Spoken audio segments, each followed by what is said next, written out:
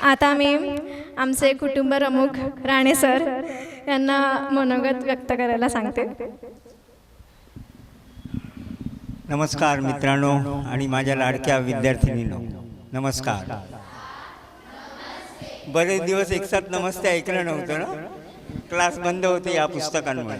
ठीक आहे बाळांनो, आजचे आपले प्रमुख अतिथी डॉक्टर लाडसाहेब, आजचे आपले प्रमुख अतिथी डॉक्टर लाडसाहेब, वर्षाताई, तन्वीताई, इतर अध्यापक वर्ग, कर्मचारी वर्ग आणि माझ्या विद्यार्थी. गेले 8 महिने आम्ही या प्रोजेक्टवर काम करतोय. माझ्या राणे मास्तरांच्या टीम बरोबर आणखी 2 टीम्सनी या माझ्यासारखंच अहोरात्र मेहनत घेतलेली आहेत. ते अजून उपस्थित राहिलेले नाही आहेत. एक आहेत गांगुर्डे क्रिएशन्सचे दिलीप गांगुर्डे सर आणि प्रेस्टीज ग्राफिक्सचे विद्याधर तवसाळकर सर. यांच्या टीमने देखील आमच्यासारखी 24 तास मेहनत घेतलेले. रात्री 12 वाजता उठून आमच्यासाठी प्रोजेक्टला लागणारे जे साहित्य ते त्यांनी प्रिंटआउट घरून येऊन दिलेलं आहे. यांचे ऋण मी विसरू शकत नाही. याचबरोबर विशेष करून वर्षाताईंच्या मदतीने, त्यांच्या मार्गदर्शनाखाली आमच्या ब्रेल शिक्षिका छायाताई पठाडे आणि मनीषा पाटील या दोघींनीही अहोरात्र मेहनत घेऊन हा क्षण आणलेला आहे. या दोघींचे पण मी मनापासून ऋणी आहे. आमच्या संस्थेचे आधारस्तंभ डॉक्टर अमित भाळिंगे, माझ्या बाजूला बसलेत अरुण सावंत, हिरबगत सर, दमानिया सर. हे लोक सतत काही ना काही कारणास्तव आम्हाला प्रोत्साहन देत असतात. कौतुकाची एक गोड थाप, जोरात नाही मारत, हळूच मारतात, आमच्या पाठीवर मारत असतात. खूप बरं वाटतं आणि काहीतरी करावं असं वाटतं. मगाशी मृदुलाने सांगितलं की 2 महिन्यापूर्वी आम्ही 2 पुस्तिका रीटाताई आणि वर्षाताईंना दिल्या आणि त्यांचं अभिप्राय मतं मागितली. खूप चांगली मतं आली. त्याचा उपयोग करून आम्ही हव्या त्या सुधारणा केल्या आणि या सुधारणा आज केल्यानंतर ही सगळी पुस्तकं आम्ही इथे डिस्प्ले केलेली आहेत, तुमच्यासाठी बघू शकता. सकाळी मुलींचं बोल ऐकून मी खूप भारावून गेलो. खरं तर आम्ही तिथे एक अभिप्राय वही ठेवलेली आहे, पण या मुली मराठीत लिहू शकत नाहीत. ब्रेलर ठेवलं असतं तर ब्रेलमध्ये लिहून दिलं असतं, पण मी एक छोटंसं त्याच्यामध्ये सूचना, माझा मुलगा नंतर या मुलींचे सगळ्यांचे अभिप्राय रेकॉर्ड करेल, जे आम्हाला प्रेरणा देत राहतील. धन्यवाद बाळांनो.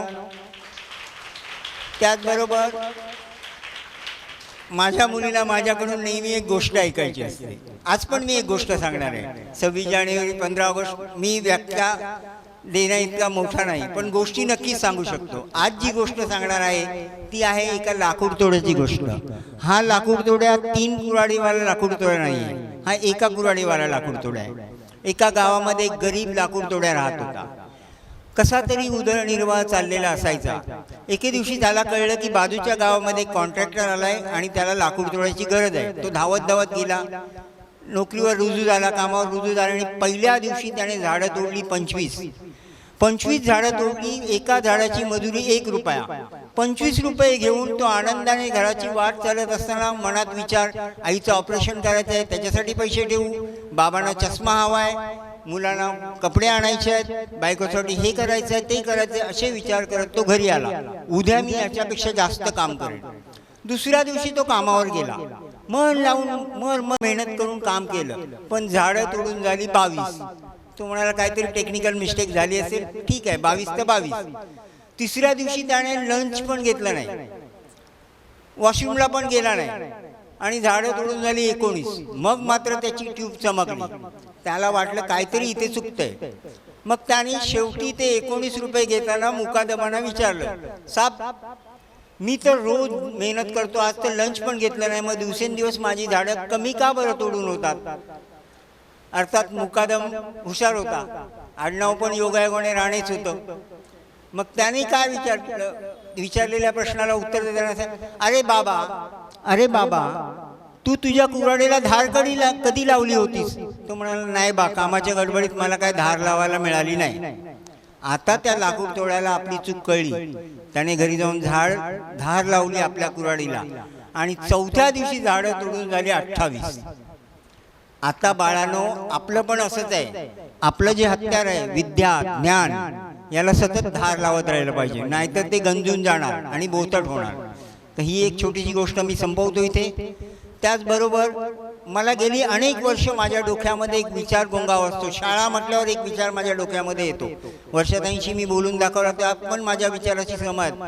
बहुतेक शाळा किंवा बहुतेक ट्युशन क्लासेस आपल्या इथे रिझल्ट लागले जून जुलैमध्ये, ऑगस्टमध्ये, अमुक तमुक 99.9% मार्क. आमच्या शाळेचा निकाल नेहमीप्रमाणे 100% लागला.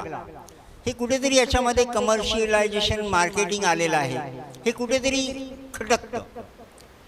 मला असं वाटतं की शाळेने असं सांगितलं पाहिजे की या आमच्या शाळेतून पास होणारी विद्यार्थिनी केवळ सुशिक्षितच नाही तर सुज्ञ आणि संस्कृत आहे, ते पण 90% मुली.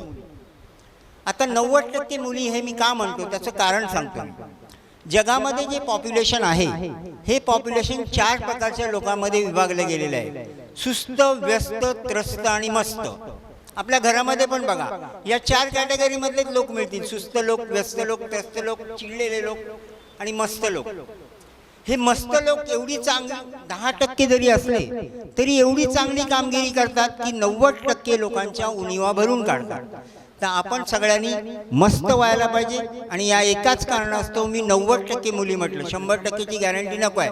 तर आम्ही आता इथून पुढे ज्या वेळेला वर्षाताई आणि रीटाताईंचे रिमार्क्स आमचे मृदुला तर समोर होती, आमचे टेक्निकल विभागाचे प्रमुख उमेश घाडगे यांनी ऐकले, त्या दिवशीच मला सांगितलं, राणे सर यापुढे आपण काम करायचं तर फक्त शाळेसाठी, बाकी कामं बाजूला ठेवूया.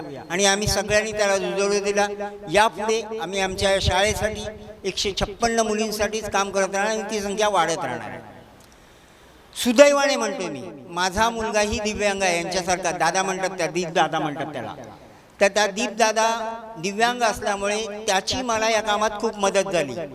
ब्रेलमध्ये लिहून देणं, वाचून दाखवणं, तिथल्या तिथे अक्षरांचं फिलिंग करणं, या गोष्टीसाठी मला इथे शाळेत यावं लागणार नाही. माझा खूप वेळ वाचलेला आहे, म्हणून मी मला सुदैवी समजतो. मित्रांनो, माझ्याबरोबर माझ्या टीमनेही 24 तास, मृदुला असू दे, उमेश सर असू दे, माझी वेदश्री असू दे, सगळ्यांनी माझ्याबरोबर कधी रात्री 12ला जरी बोलवलं तरी हजर असतात, असं दचकत नाहीत. हे ऐकून खूप खूप मी भारावून गेलो की खरंच एवढं प्रेम, एवढी माया तुम्ही राणे मास्तरांच्या शाळेविषयी दाखवता. मी आपला ऋणी आहे. हा माझा विचार मला इतरांपर्यंत पोचवत आहे. आता हे पुस्तक, ह्या पुस्तिका काढण्यामागे माझा मूळ उद्देश काय होता? मूळ उद्देश असा होता की माझ्या मुलींना, म्हणजे आमच्या मुलींना इयत्ता 4थी किंवा 5वी झाल्यानंतर स्वतःचं नाव मराठीत आणि इंग्रजीत लिहिता आलं पाहिजे, स्वतःची सही करता आली पाहिजे. आणि त्या दृष्टीने आमचे प्रयत्न चाललेले आहेत. मगाशी वर्षाताईंनी सांगितलं, संगीत म्हटलं की त्यांच्या अंगात पर काटा उभा राहतो. परीक्षेत कसं होणार, थिअरीला काय होणार, प्रॅक्टिकलला काय होणार, त्या दृष्टीने उचललेलं राणे मास्तरांची शाळा समूहाने उचललेलं हे पहिलं पाऊल आहे. तुम्हा सगळ्यांच्या आशीर्वादाने, तुम्हा सगळ्यांच्या कृपेने आम्ही हे पुढे चालत ठेवू. याचबरोबर या पुस्तिकांची आणि काही वैशिष्ट्य आहे. माझे मित्र आणि आमच्या राणे मास्तरांची शाळा समूहाचे सल्लागार, मदतनीस सर हिरभगत सर यांना मी विनंती करतो ते वाचून दाखवतील. धन्यवाद, धन्यवाद, धन्यवाद.